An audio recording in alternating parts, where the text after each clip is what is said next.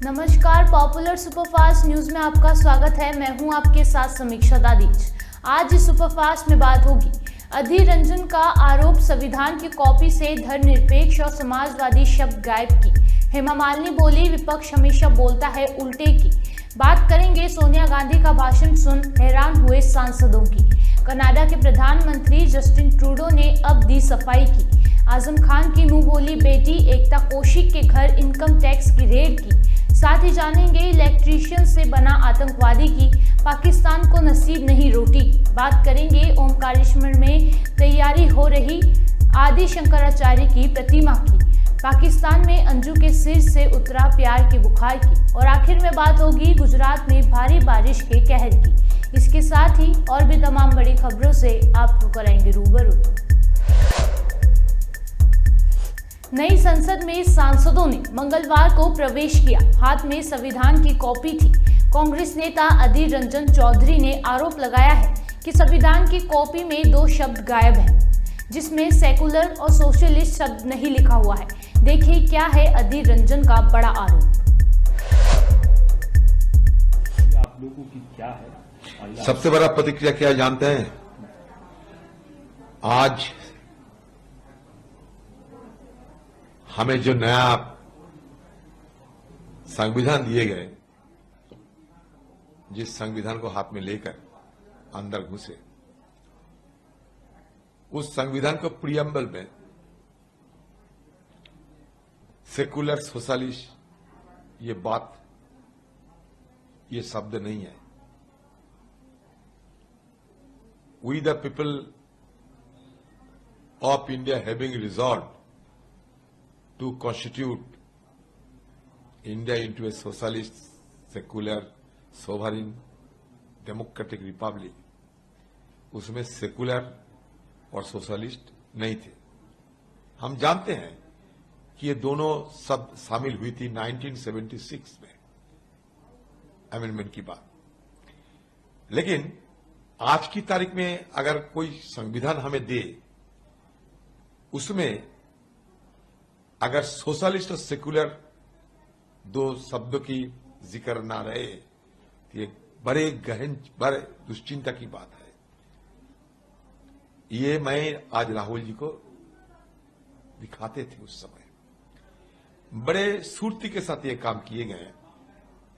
अगर आप कुछ बोलने की कोशिश करोगे तो कहेगी कि शुरू में तो यही था, जो शुरू में था वही दे रहे हैं। लेकिन अंदर की मनसा अलग है, इरादा में खोट है।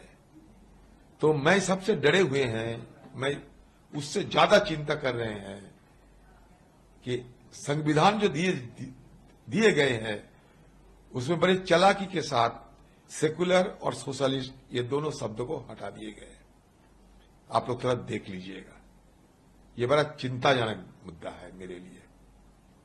मौका मिलते नहीं है। आज बार बार बोलने का कोशिश कर रहे थे, लेकिन बोलने को भी मौका नहीं मिला आज कि मैं ये मुद्दा उठाऊं। तो जब आपको मिल गया, आप एक नेशनल चैनल है, तो आपको बदौलत में ये किया। हेमा मालिनी बोली, विपक्ष हमेशा उल्टा बोलते हैं, पीएम मोदी बहुत सपोर्ट करते हैं। आइए सुनते हैं क्या कुछ कहना है हेमा मालिनी का। ये 19 सितंबर बहुत ही हिस्टोरिकल हो गया है, क्योंकि नए सांसद में भी आज से मतलब कल से शुरू हुआ है। लेकिन आज पहला बिल जो है ये महिला आरक्षण का स्टार्ट कर रहे हैं। ये मतलब ये पटल पर रखा गया है, तो मुझे पूरा उम्मीद है कि ये जल्दी से ये पास भी हो जाएगा।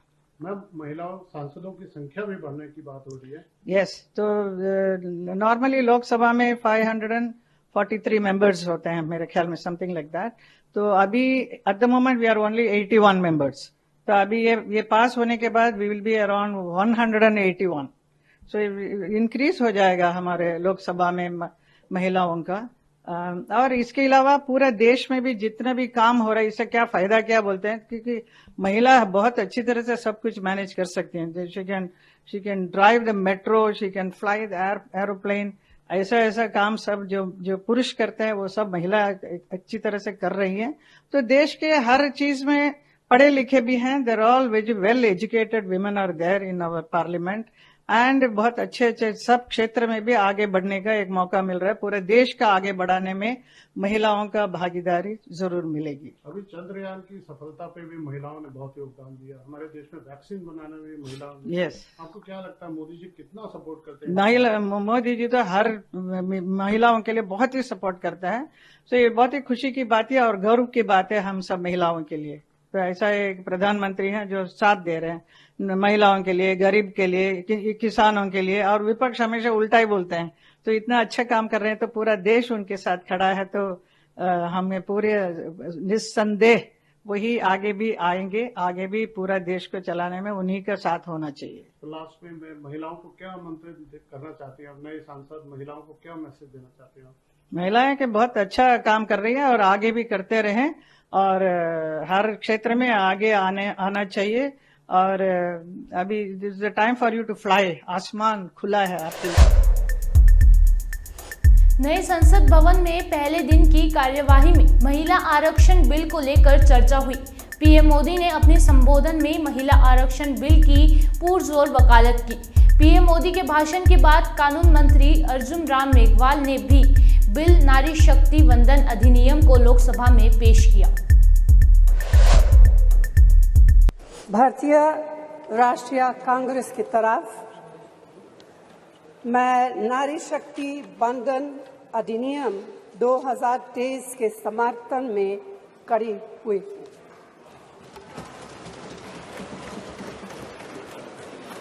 धुएं से भरी हुई रसोई से लेकर रोशनी से जगमगाती हुई स्टेडियम तक भारत की स्त्री का सफर बहुत लंबा है।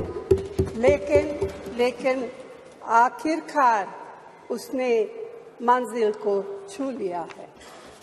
उसने जन्म दिया, उसने परिवार चलाया, उसने पुरुषों के बीच तेज दौड़ लगाई और असीम धीरज के साथ अक्सर खुद को हारते हुए लेकिन आखिरी बाजी में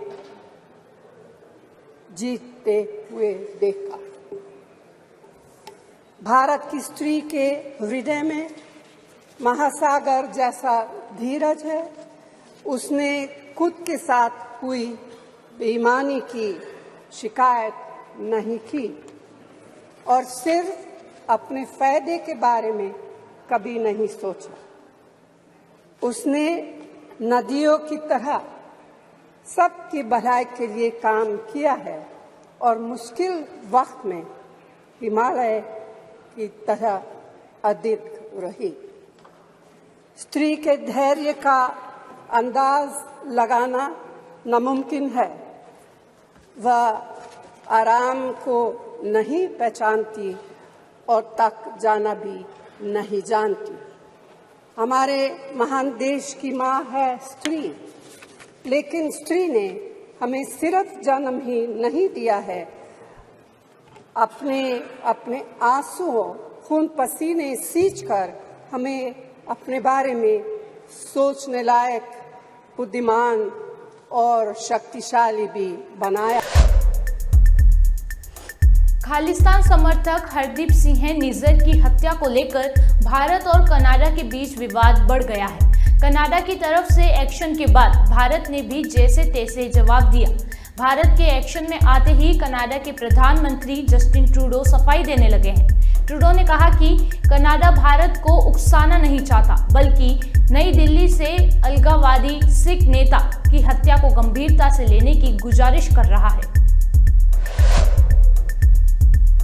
यूपी में आयकर विभाग की टीम ने पिछले 3 दिनों तक आजम खान और उनके करीबियों के ठिकानों पर छापेमारी की थी। इन्हीं में से एक नाम एकता कौशिक का भी है। अपने और एकता कौशिक के यहाँ हुई आयकर की छापेमारी को लेकर आजम खान ने सरकार पर निशाना साधा है। जम्मू कश्मीर पुलिस के एडीजीपी विजय कुमार ने बताया कि अनंतनाग में मारे गए 2 आतंकवादियों में एक लश्कर कमांडर उजैर खान भी शामिल है। 1 साल से अधिक समय तक उजैर खान पुलिस की रडार पर था।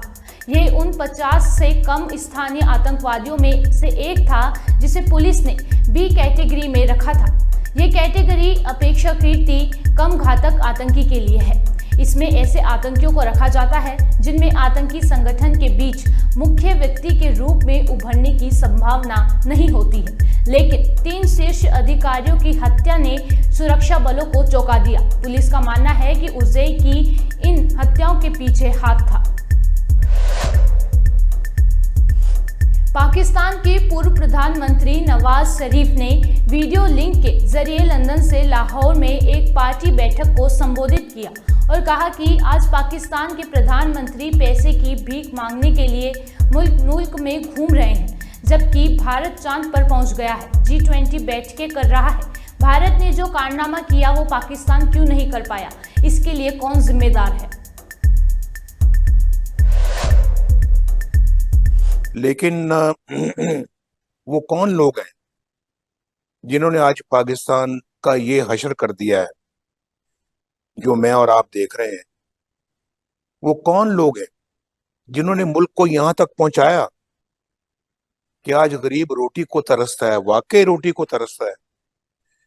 मैं वीडियो देख रहा था, कई दफा देखता हूं, ये कुछ दिन पहले की बात है, 2-4 दिन पहले की बात है, ज्यादा लंबी बात नहीं है। 8-8 रोटियां पैकेट में कोई शख्स तकसीम कर रहा है और यकीन माने मैंने गिना वहां पे 100 से ऊपर औरतें और कुछ अपना बच्चे मौजूद थे सिर्फ लाइन में रोटियां लेने के लिए। अब रोटी भी दस्तयाब नहीं है, यानी कि अफोर्ड नहीं कर सकता रोटी एक आम आदमी जो है ना वो खरीदना। यहां तक किसने पहुंचाया? 217 में तो ये हालात नहीं थे। 2017 में रोटी भी मिलती थी, 2017 में घी भी मिलता था, 2017 में 50 रुपए किलो चीनी भी मिलती थी, 2017 में 60 रुपए लीटर पेट्रोल भी मिलता था, 2017 में 500-500 रुपए बिजली का बिल आता था। जिनको 1000 रुपए बिल आता था आज उनको 30-30 हजार का बिल आता है। वो किधर से अदा करेंगे? कहां से अदा करें? बिल देते हैं तो बच्चों के पेट पालने के लिए पैसा नहीं बचता, और बच्चों का पेट पालते हैं तो बिजली कट जाती है क्योंकि बिल नहीं दिया जाता। मुझे बताएं, ये इन हालात से दो चार करने वाले मुल्क को और हम सबको, कौम को, वो कौन है? कभी उनका एहतसाब होगा या नहीं होगा? शक्लें हमारे सामने हैं, वो चेहरे हमारे सामने हैं, लेकिन हमारा सिस्टम क्या इस काबिल है कि उन लोगों का भी एहतसाब करे? मेरा और आपका तो 1 मिनट में एहतसाब होता है, मेरा भी होता है। जिसकी हुकूमत के दौर में अल्लाह ताला के फजलो करम से मुल्क को एटमी कुव्वत बनाया अल्लाह ने, उस शख्स को, जैसे मरियम ने अभी कहा है, उस शख्स को भी 11-11 साल मुल्क से बाहर रहने पे मजबूर किया जाता है, जलावतन किया जाता है, जेलों में डाला जाता है, दहशतगर्दी की कोर्ट में 27 साल की सजा सुनाई जाती है नवाज शरीफ को, इसलिए कि वो पाकिस्तान को एटमी कुव्वत बनाता है। इसलिए ये इनाम दे रहे हैं आप, ये सिला देते हैं आप, और अब आगे बिजली की लोड शेडिंग को खत्म करता है तो 4 जज बैठ के तो करोड़ों लोगों के मैंडेट वाले वजीर आज़म को चलता करते हैं। और किसकी वजह, कौन पीछे उनके? उसके पीछे जनरल बाजवा और जनरल फैज है। आलाकार कौन है? आलाकार साकिर निसार है, खोसा है, वो पनामा वाला बेंच है, इजाजुल हसन है। ये लोग एक करोड़ों अवाम के मैंडेट वाले वजीर आजम को 1 मिनट में छुट्टी करा के उसको जेलों में डालते हैं। 2017 वाला पाकिस्तान याद करो और आज देखो पाकिस्तान को। आज हिंदुस्तान चांद पे चला गया है, G20 की मीटिंग्स वहां होती हैं। ये तो सब कुछ हमें करना चाहिए था। ये तो हमारी तकदीर में होना चाहिए था, ये तो हमारी किस्मत में होना चाहिए था कि हम ये करते। 1990 जब मैं पहली दफा वजीर आजम बना, दिसंबर 1990, हिंदुस्तान ने पाकिस्तान की तकलीद की। इकोनॉमिक रिफॉर्म ऑर्डर, आसन इकबाल बैठा हुआ, पूछें, नहीं तो सरताज अजीज साहब से जाके पूछें घर में। इकोनॉमिक रिफॉर्म ऑर्डर हमारा उन्होंने कॉपी किया और अपने मुल्क को आज देखें कहां ले गए हैं। वाजपेयी साहब जब वजीर आजम बने तो $1 बिलियन हिंदुस्तान के खजाने में नहीं था, लेकिन आज उनके पास $600 बिलियन जो है ना, वो कहां से आ गया है। और हम $1 बिलियन आज भी मुल्क जाके मांग रहे हैं। क्या इज्जत है हमारी आज, उनकी नजरों में भी क्या इज्जत है। चाइना से हम मांगते हैं, अरब मुल्कों से हम मांगते हैं, हमारा वजीर आज़म जाके उसको मजबूर होता है वो मांगने के लिए, और आज डिफॉल्ट के दहाने पहुंचे हुए हैं हम। ये अपने मुल्क के साथ कर क्या दिया हमने, और जिन्होंने इस मुल्क के साथ ये किया है वो पाकिस्तान के सबसे बड़े मुजरिम। 108 फीट ऊंची ये दिव्य प्रतिमा की भव्यता का अंदाजा आप इसी बात से लगा सकते हैं कि 10 किलोमीटर दूर से भी ये आसानी से नजर आ सकेगी। 2100 करोड़ रुपए की खर्च कर तैयार किए जा रहे एकात्म धाम से आदि गुरु शंकराचार्य के जीवन और दर्शन के बारे में लोगों को जानकारी मिल सकेगी। यहाँ अद्वैत लोक नाम से एक संग्रहालय और आचार्य शंकर अंतर्राष्ट्रीय अद्वैत वेदांत संस्थान से भी बनाया गया है, जहां दर्शन, विज्ञान, कला और सामाजिक विज्ञान पर केंद्रित 4 शोधशालाएं होंगी। अपने फेसबुक दोस्त से पाकिस्तान मिलने गई अंजू अब वापस भारत लौटना चाहती है। रिपोर्ट के मुताबिक अंजू ने वहां धर्म परिवर्तन कर निकाह कर लिया। अब खबरें आ रही हैं कि अक्टूबर में अंजू भारत आ सकती है। अंजू के पति ने अंजू के मानसिक स्वास्थ्य के लिए चिंता व्यक्त की और कहा कि उनका भारत लौटना बेहतर होगा। अब क्योंकि अंजू के भारत लौटने की खबर आ रही है तो लोगों के मन में ये भी सवाल आ रहा हो कि पाकिस्तान से भारत आई सीमा भी क्या अपने देश वापस जाएगी। गुजरात में लगातार हो रही बारिश से अभी कई दिनों तक राहत नहीं मिलने वाली है। भारतीय मौसम विज्ञान विभाग ने राज्य में और ज़्यादा बारिश होने की चेतावनी जारी की है। गुजरात के उत्तरी हिस्से और सौराष्ट्र क्षेत्र में पिछले कई दिनों से लगातार बारिश हो रही है, जिससे बाढ़ जैसी स्थिति बनी हुई है। आईएमडी ने कहा कि गुजरात में एक साल में होने वाली औसतन बारिश से कहीं ज़्यादा बारिश अब तक हो चुकी है। मौसम विभाग ने बताया कि सौराष्ट्र क्षेत्र के जूनागढ़ के कई हिस्सों में अत्यधिक बारिश हुई है। वहीं गुजरात के उत्तरी जिले पाटन, महसाणा और बनासकांठा में भारी बारिश दर्ज की गई है।